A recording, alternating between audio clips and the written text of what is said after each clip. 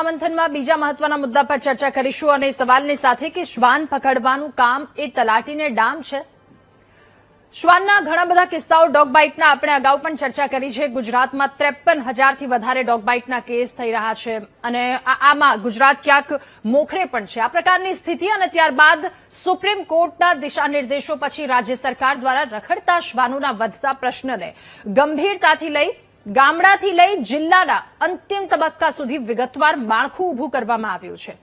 નવા આદેશ અનુસાર સરકારી કચેરી હોય, શૈક્ષણિક સંકુલો, hospital, bus station, railway station, જાહેર વિસ્તારોમાં રખડતા કૂતરા ન ઘૂસે એ માટે સુરક્ષા વ્યવસ્થા ફરજિયાત બનાવવામાં આવી છે, જેમાં ગ્રામ્ય કક્ષાએ તલાટી કમ મંત્રી, તાલુકા કક્ષાએ પશુ ચિકિત્સક અધિકારી અને જિલ્લા કક્ષાએ નાયબ નિયામકશ્રી કે જેમને આ જવાબદારી સોંપવામાં આવી છે। હવે આ કામગીરી એ માત્ર કાગળ પર જ ન રહી જાય એ માટે કામગીરીની સમીક્ષા પણ કરવામાં આવશે અને આખી પ્રક્રિયાનો મુખ્ય હેતુ એ છે કે સરકારી સંસ્થાઓમાં સુરક્ષા, સ્વચ્છતા અને નાગરિકોની સલામતી યથાવત રહે। પરંતુ આ વચ્ચે એક નવી ચર્ચા ઊભી થઈ છે। આ જવાબદારી તો સોંપી દેવામાં આવી છે, પરંતુ જવાબદારીને લઈને તલાટીઓએ વિરોધનો અવાજ ઉઠાવ્યો છે। એમનું કહેવું છે કે ગ્રામ્ય કક્ષાએ આવક, રેકોર્ડ, વહીવટની પહેલેથી જ એમની પાસે ઘણી બધી જવાબદારીઓ છે, ભારરૂપી કેટલીક જવાબદારીઓ પણ છે। હવે એમાં વધુ એક જવાબદારી આ એક આવી રહી છે અને એમની પાસે એવી ટ્રેનિંગ પણ નથી હોતી। એક તરફ સલામતીની જરૂરિયાત પણ લોકોને એટલી છે જેમના માટે આ નિર્ણય લેવામાં આવ્યો છે અને આદેશો આપવામાં આવ્યા છે, તો બીજી તરફ તલાટીઓનો ભાર વધતો જતો કામનો મુદ્દો। હવે આ પ્રશ્ન એક સામે આવ્યો છે। એક તરફ સુરક્ષા છે અને બીજી તરફ કામનું ભારણ તલાટી માટે એટલું થઈ રહ્યું છે કે જેમના દ્વારા વાતને લઈને રજૂઆત કરવામાં આવી છે કે આ કામ એક તો ઓલરેડી કામનું એટલું ભારણ છે। રજૂઆત પણ તેમના દ્વારા કરવામાં આવી હતી। હવે આ પ્રશ્ને સમાધાન શું આવશે? શ્વાન પકડવાનું કામ એ તલાટીને ડામ છે અને આ કામ તેમને શા માટે સોંપવામાં આવ્યું? અનેક સવાલો સાથે કરીશું મહામંથનનો આ બીજો મહત્વનો મુદ્દો।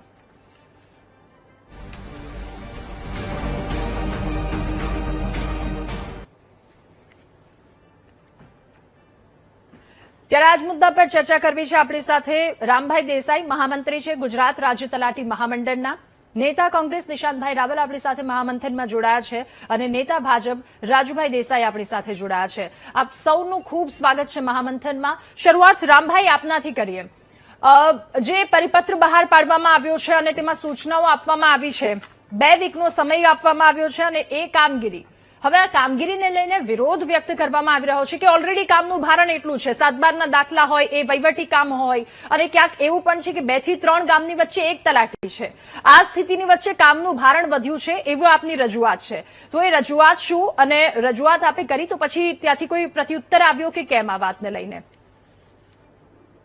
જી નમસ્કાર જી। હવે અત્યારે તાજેતરમાં આપણા ગુજરાતમાં જે રખડતા શ્વાનનો થોડો પ્રશ્ન છે એ નામદાર કોર્ટ દ્વારા પણ એની યોગ્ય વ્યવસ્થા કરવા માટેનું સૂચન કરવામાં આવ્યું છે અને એના અનુસંધાને વિકાસ કમિશનર સાહેબશ્રીની કચેરી દ્વારા એક પરિપત્ર કરવામાં આવ્યો છે, જેમાં જિલ્લા કક્ષાએ નાયબ નિયામક પશુપાલન છે, તાલુકા કક્ષાએ પશુ ચિકિત્સકની નોડલ બનાવવામાં આવ્યા છે અને ગ્રામ્ય કક્ષાએ તલાટી કમ મંત્રીને આ રખડતા શ્વાનનો જે પ્રશ્ન છે એના બાબતે કામગીરીનો નિર્દેશ કરવામાં આવ્યો છે। એટલે એવું નથી કે તલાટી કમ મંત્રીએ દરેક કામગીરીનો વિરોધ કરે છે। શ્વાન પકડવાનું કામગીરી ઓલરેડી એવી છે કે જેમાં જે પશુઓને લગતા કે જંગલી પશુઓને લગતા જે વિભાગ હોય છે એના દ્વારા કામગીરી કરવામાં આવે તો એ કામગીરી સારી રીતે થઈ શકે અને તલાટી કમ મંત્રી એ ગ્રામ્ય લેવલની પાયાની કેડર છે। તલાટી પાસે ગ્રામ્ય વિસ્તારની તમામ જવાબદારીઓ પંચાયત, રેવન્યુ અને સરકારશ્રી જે કઈ યોજનાઓ હોય તેને છેવાડાના લોકો સુધી પહોંચાડવાનું કામ ગ્રામ પંચાયત એટલે કે તલાટી કમ મંત્રી તરીકે કરીએ અને કરવું પણ જોઈએ। સરકારશ્રીનો આ શુભ આશય છે, પરંતુ એમાં થોડીક ક્ષતિ એવી થઈ છે કે ગ્રામ્ય કક્ષાએ રખડતા શ્વાનને પકડવાની કે એની યોગ્ય વ્યવસ્થા કરવાની જવાબદારી જે તલાટી કમ મંત્રીને આપવામાં આવી છે એ કામગીરી ખરેખર જે તે લાગુ વિભાગને એટલે કે પશુઓ સંબંધિત જે જ્ઞાન ધરાવતા હોય હા એ ડિપાર્ટમેન્ટને આપવાની જરૂર હતી. ઓકે રામભાઈ. નિશાંતભાઈ, હવે આપની પાસે જે સ્થિતિ છે, ચલો એક તરફ આ આદેશ આપવામાં આવ્યો છે, પરિપત્ર બહાર પાડવામાં આવ્યો છે, ઉદ્દેશ્ય સારો છે, લોકોની સુરક્ષાને લઈને આ કામગીરી કરવામાં આવી છે અથવા તો લોકો જે ડિસ્ટ્રીબ્યુટ કરવામાં આવી છે આ જવાબદારી, પણ સામે સવાલ એ થાય છે કે એક તો ઓલરેડી કામનું ભારણ એમના પર એટલું વધારે છે, અલગ અલગ જગ્યા પરના એ વહીવટી કામ હોય, એ ખેતીને લગતા કોઈ પણ કામ હોય, રેકોર્ડ સાચવવા, એટલે એ ફાઇલો જોશે કે પછી તલાટી આ કામ કરશે? સૌથી મહત્વનો સવાલ આ થઈ રહ્યો છે.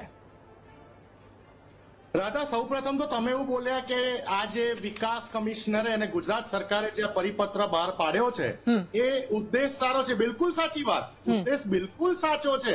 મારે તો એમને થેન્ક યુ કેવું પડે કે શિક્ષકોને આ કામગીરીમાં ના નાખ્યા. બાકી ગામમાં તીડ આવે, ખેતરોમાં તીડ આવે, એને ભગાડવા માટે શિક્ષકોને કામગીરી આપવામાં આવે. SIR ની કામગીરી હોય તો શિક્ષકો ઉપર પ્રેશર આપવામાં આવે. ગુજરાતમાં શિક્ષકોને આત્મહત્યા કરવી પડે. એટલે આ કામગીરી એમને આ વખતે બદલીને તલાટી ઉપર ભાર આપવાની કોશિશ કરી. સારી વાત કરી ગુજરાત સરકારે. પરંતુ આ પરિપત્ર પોતાનાની અંદર જ એક બહુ મોટું હાસ્ય છુપાયેલું છે. રાધા, તમને એક વાત કહું, તમે કીધું કે કેમ તલાટીને, અને તલાટી કેમ આ ભારણ સહન ના કરે.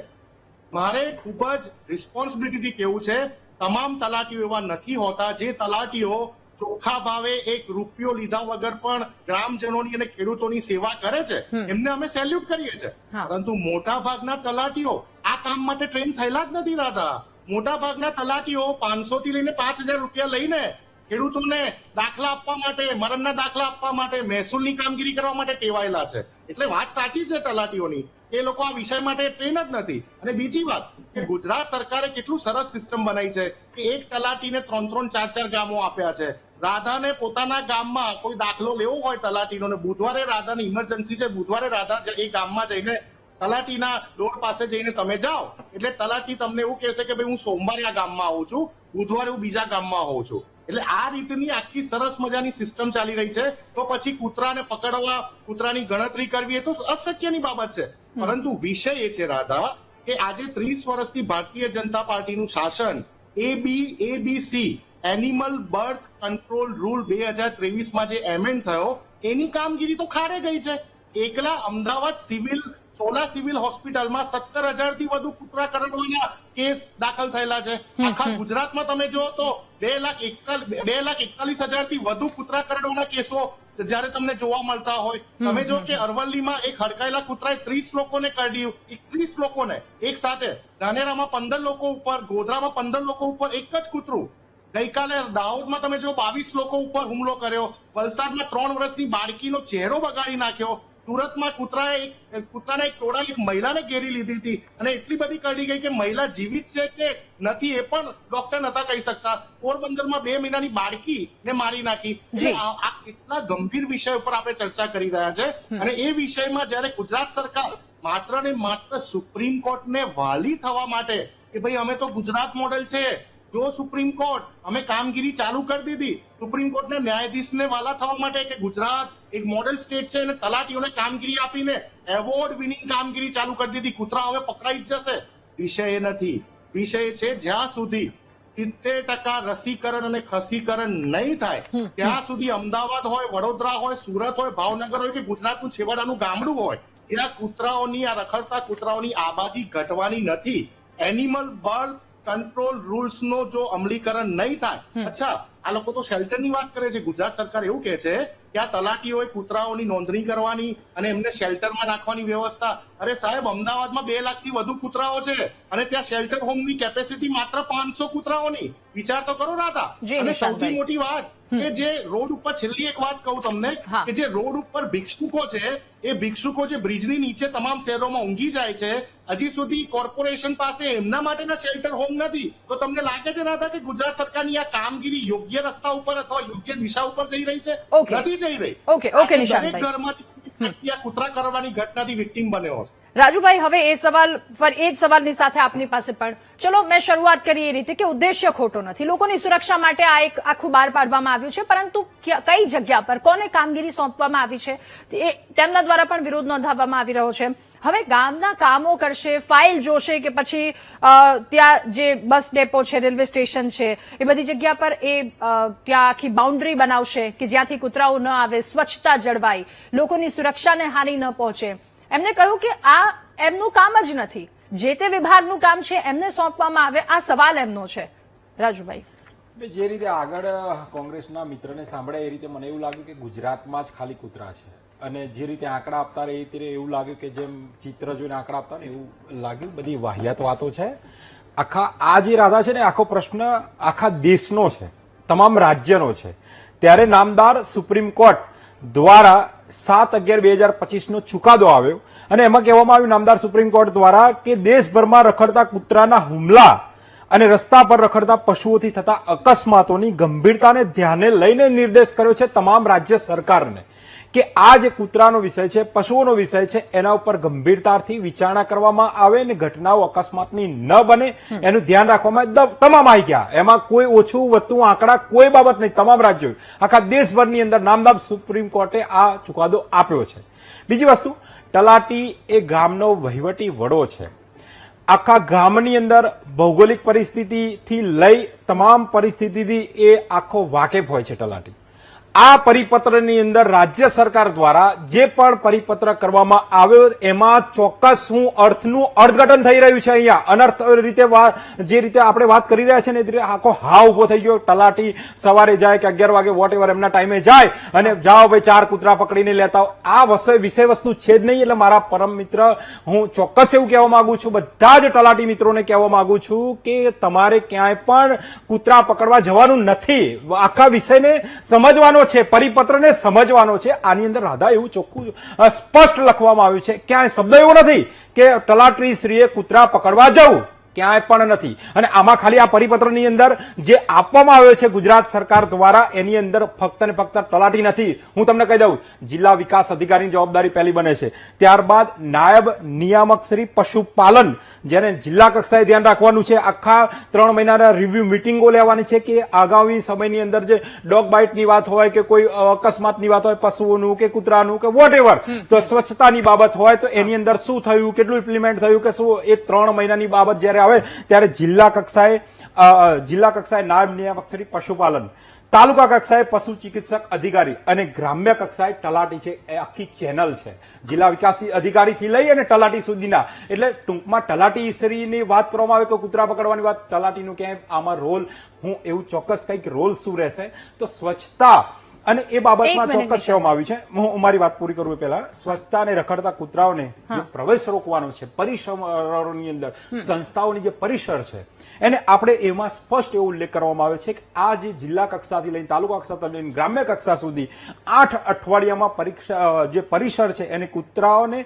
પ્રવેશ રોકવા માટે પૂરતી વાડ, બાઉન્ડ્રી વોલ હોય, ગેટ્સ હોય અને જરૂરી માળખાકીય પગલાં લેવા, જેથી કરીને ગામની અંદર કોઈ આવ્યો કે હોસ્પિટલ હોય કે શૈક્ષણિક સંસ્થા હોય, કોઈ પોતાના કામથી ગ્રામજન આવે છે, કૂતરા હોય અને કૂતરા એમને ડોગ બાઇટ આપણે જે કહીએ કે બચકું ભરે છે, તો એ ઘટના ન બને એટલા માટેની તકેદારી રાખીને પગલાં લેવાના છે. રાજુભાઈ, મારો ફરી એકવાર 2 સવાલ આપને મારે પૂછવા છે. આપે કહ્યું કે આમાં ક્યાંય એ જવાબદારી નથી કે એમને ત્યાં જવું અને કૂતરાઓ પકડવા. આપે અત્યારે એ કહ્યું, તો પછી એમનું નામ શા માટે લખવામાં આવ્યું છે? જવાબદારી એ પણ બને છે ને, ચલો એ કોઈ બીજા પાસે એ કામ સોંપી દેશે, પરંતુ ત્યાં જઈને એમને સ્થિતિની તો સમીક્ષા કરવી પડશે ને કે આ સ્થિતિ છે, કારણ કે દર 2 વીકે એનો રિપોર્ટ આપવાનો છે, એક મીટિંગ થવાની છે, રિવ્યુ બેઠક થવાની છે, ત્યાં તો એ તમામ ડેટા આપવા પડશે. એટલે આ કામ છોડીને એ બધી જગ્યાએ જવાનું, વાત અમારી એ છે, સવાલ અમારો એ છે. જવાનું આમાં રાધા કેવું છે, મેં પહેલા શરૂઆતની અંદર કહ્યું કે તલાટી એ ગામનો વહીવટી વડો છે.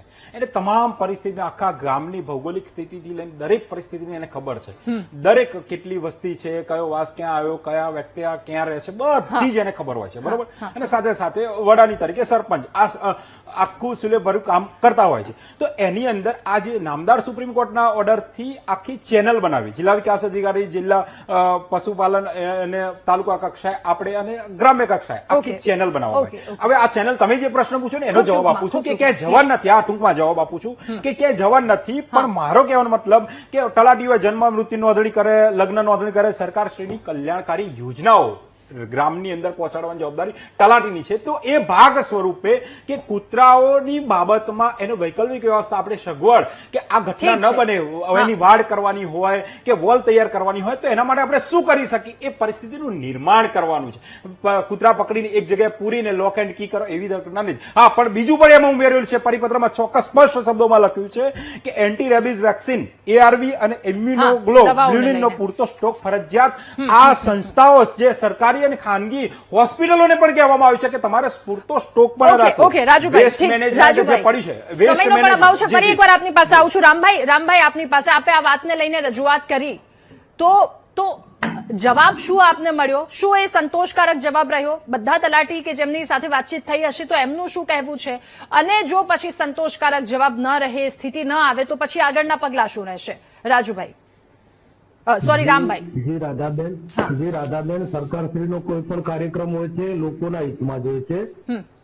અમારી રજૂઆત માત્ર એટલી જ છે, તલાટી તરીકે ગ્રામ વિસ્તારમાં રાજુભાઈએ બીજી વાત સાચી છે, બિલકુલ આપણે વ્યવસ્થા કરવાની છે. પણ અમારો કહેવાનો મતલબ એવો છે કે આ જે વિભાગને લગતું હોય ને એનું પણ સુવ્યવસ્થિત માળખું ગ્રામ્ય કક્ષા સુધી આપણી સરકારનું પ્રચલેલું છે. એ વિભાગ, જે તે વિભાગને આ કામ આપવામાં આવે, કૂતરાઓની જે ઓળખ કરીને ખસીકરણ પણ એનું પાછળના સ્ટેપમાં કરવાનું જ છે, એવું નથી કે નથી કરવાનું. પણ જે વિભાગનું કામ હોય એ વિભાગને આપવામાં આવે તો વધારે સરળતા બને છે. અને તલાટી કમ મંત્રી તરીકે આપણે વ્યવસ્થા બધી જ કરી આપવાની છે ગ્રામ પંચાયત લેવલે, ગ્રામ પંચાયતની બોડી સાથે મળીને. પરંતુ અમારો કહેવાનો આશય એટલો છે કે ખરેખર આ કામગીરી જે તે વિભાગને, પશુપાલન કે વન વિભાગને લગતી હોય તો એમને આપવાની છે.